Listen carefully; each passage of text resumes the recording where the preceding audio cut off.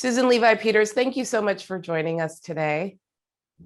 Thank you for having me, Maggie. What was your response when you heard about the Kamloops Residential School, the 215 bodies of children that were found? I know that we knew that there had been 50 deaths at that particular school that were accounted for, but to hear this recent news of them finding, over 215 unaccounted for bodies at this residential school, what were your thoughts? Oh, wow. It was very hard. It was, my first thoughts were, how could anybody be so cruel? And, but it's been really hard. It's been a tough week because every time something like that comes out, it just brings back everything else. And the residential school, we also have the Indian Day School settlement that's happening right now. And the Indian Day School settlements are mostly on reserves. So I went to Indian Day School, and last night I brought my kids here at my place, and they're all 20. They're adults. They're 20 years and up. And I told them how grateful we are to be here today, that, we lost these 250. They never had a legacy. But I told them something they didn't know. I told them that when I was their age, a little bit younger, 7 people in my community, 7 of my friends committed suicide. We had 7 suicides in a row because of Indian Day School. That I didn't know at the time, and we didn't know until just recently, that settlements. So when these kids, when they talked about these 215 children, that's genocide. I looked at the Jews. I read the diary of Anne Frank, the boy in the striped pajamas. I seen Schindler's List, and that they went through it 3 years. We went through it 129 years.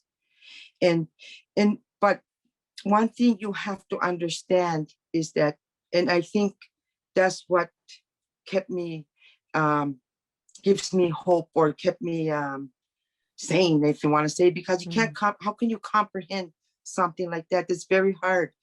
So, but one of our teachings as Mi'kmaq is that, and maybe it's time for it to be shared, is that we were told this, our ancestors were told that people from over the seas will be coming to our land.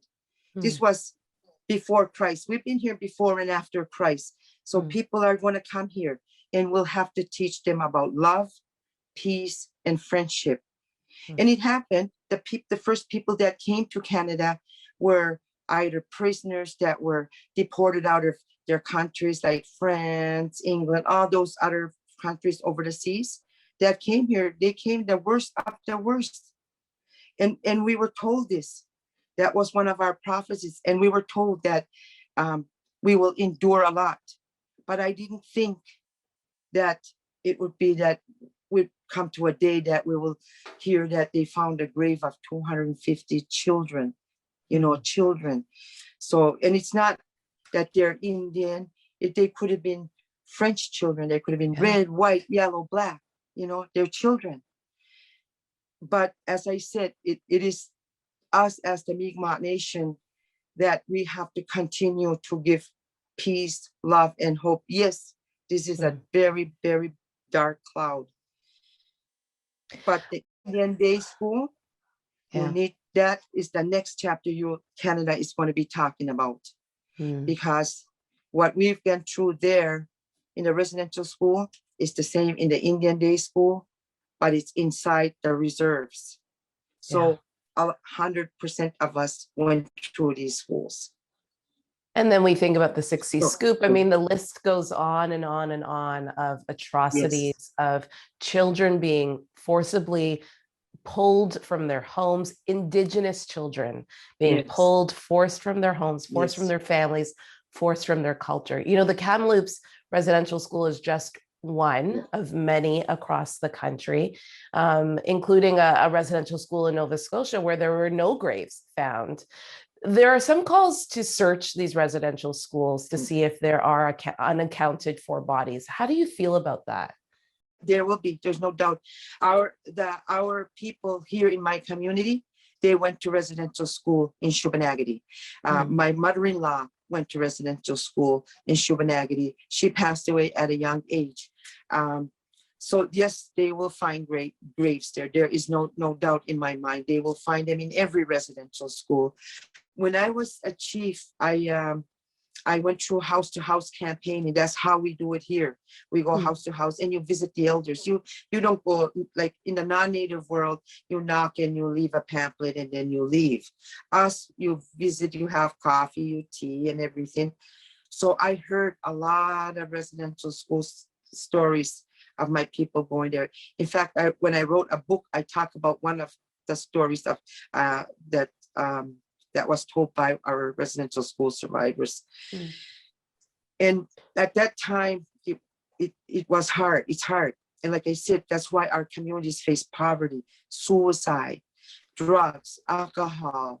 You know, the last week, like I said, when I had my kids here last night, I didn't realize this. I did not know this. I lived on a reserve all my life, and I moved away for 7 years, and I just moved back about a year ago because I left two of my oldest children. I said, I have to go back. And I found out that they get a call in this last, maybe since this happened, or maybe even longer, every day to find somebody that attempted suicide or talked about attempting suicide.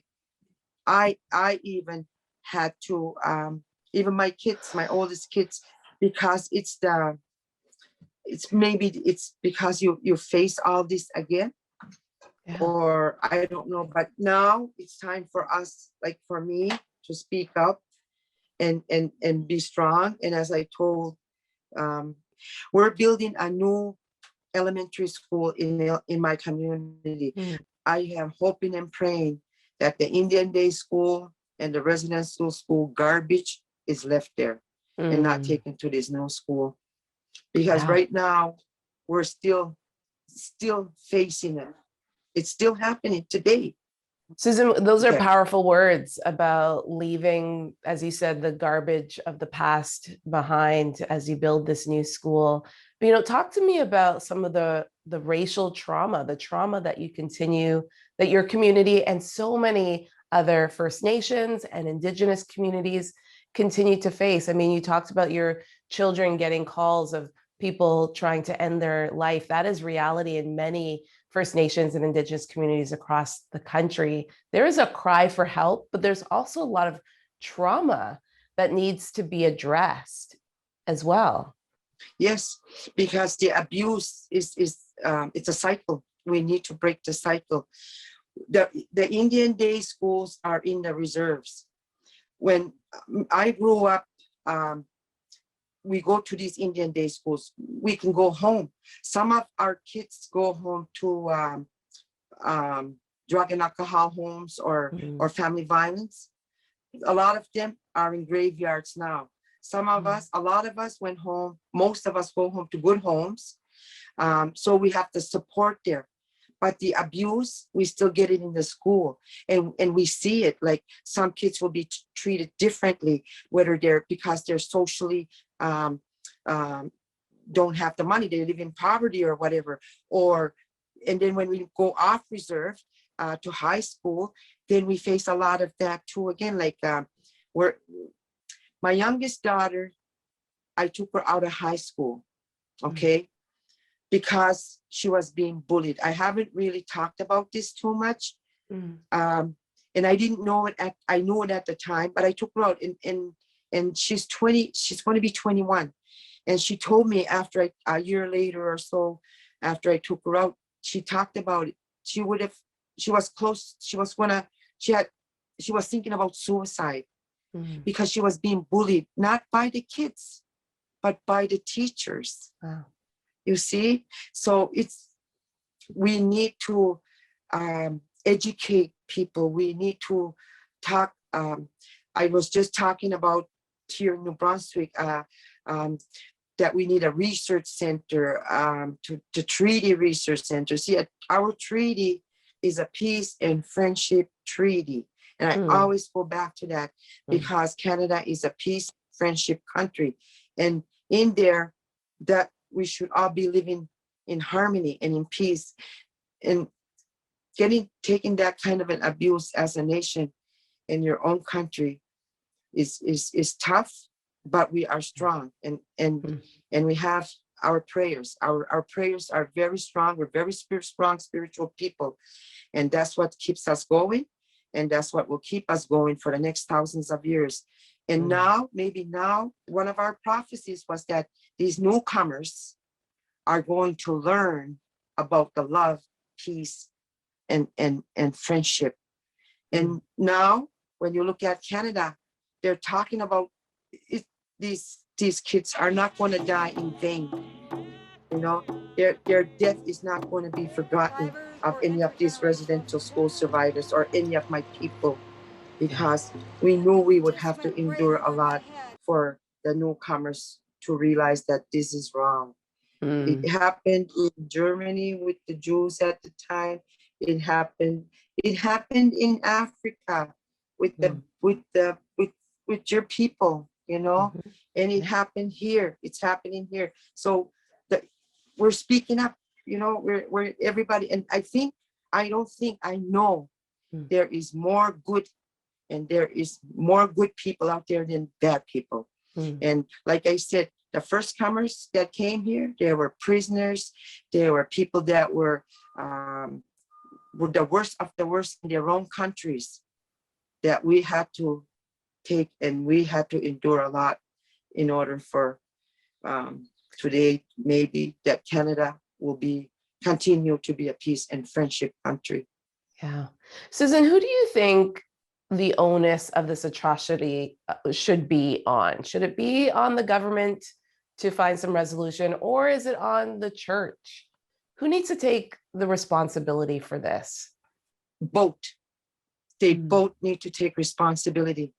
The government for pushing it and allowing it, and the church for doing it and not speaking out against it instead of doing it.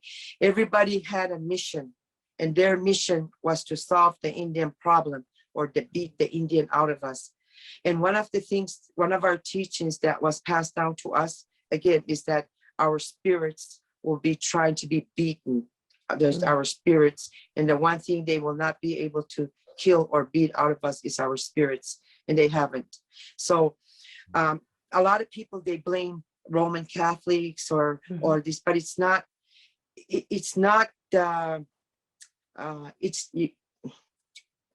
For at one point in time in our history, back in the 1700s, there was no priest, and my people as Mi'kmaq, we continued to pray. We continued to pray, did our prayers and everything like that. We were not forcing. I even think the government used the church to try to eliminate us as Indians in Canada, because we were very spiritual. And remember, we were here before Christ and after Christ. We have to say, if you look at our history, even my headband here, these symbols here, that's one of the oldest writing symbols. And these symbols, what it says we thank the Creator for taking care of our children. And so we had, and this is one of the oldest, like it goes back hundreds and hundreds of years. So, you know, we had this. So they wanted to use our spirituality. And now with all this, we can't, you know, they cannot kill our spirituality or our beliefs. Even with all these dark clouds and all this abuse they put us through. Susan, you talked about the Roman Catholic Church. They are the only church that was, you know, a part of this atrocity of running these residential schools to not apologize yet. We have not heard an apology, an official apology from the Pope. What would you like those words to sound like? What if the Pope were to apologize? What are the words, you know, as you've talked to so many residential school survivors, what do they need to hear in order for them to feel like an apology has been given? They need to take responsibility for their actions. They need to apologize. They need to say they're sorry, and they need to say that it's their fault. It is not our fault. It is not the 5, 10, 12-year-old child's fault to be beaten, sexually abused, or anything. They were the adults. They need to take the responsibility of it. And more, and if they don't, then the abuse won't stop. The Pope needs to take responsibility. It is not the religion's fault. It's the individuals, the priest or the nuns or the preacher people at the time. It's, you have to put the blame on the person because it's the person that did it. But the people that allowed it and supported it and did not say anything are also responsible and should take the blame.